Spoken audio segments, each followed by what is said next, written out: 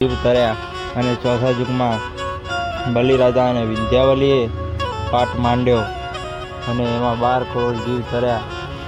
એમાં જે ચોથા યુગનો પાઠ માંડ્યો એમાં બલિરાજાના વખત જે જૂનાગઢમાં પાઠ મંડાણો એ વખત અજિયા નામની બકરી બેઠી થઈ નહીં.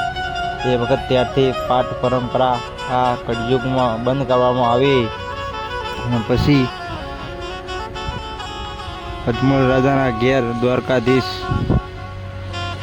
ના રૂપ તરીકે રામદેવજી મહારાજ પ્રગટ થાય અને પછી રામદેવજી મહારાજ વિચારે કે આ પાઠ પરંપરા જો બંધ થઈ જાય તો લોકોને ખબર કેમ પડશે કે આ પાઠ પરંપરા શું હતી. આદો અનાદિ ચાલતી આવતી આ પરંપરાને બંધ ના કરાય. ત્યારે રામદેવજી મહારાજને વિચાર આવ્યો કે આપણે આ અલગ ધણી રામદેવજી મહારાજનો પાઠ પરંપરા ચાલુ કર્યો. ત્યારે રામદેવજી મહારાજે પાઠ પરંપરા ચાલુ કરી.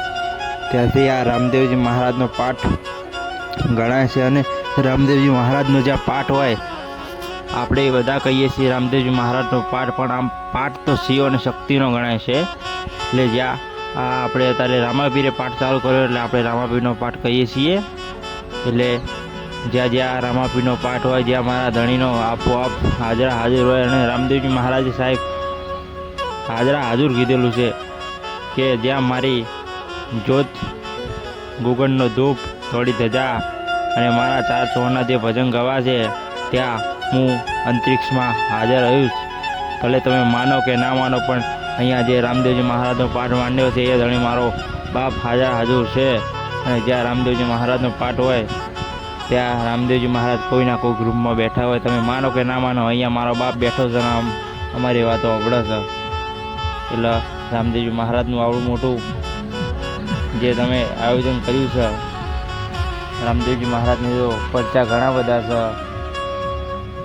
રામદેવજી મહારાજનો જે પાઠ હોય ને ત્યાં 4 ગાદી હોય. એક ગુરુ ગાદી,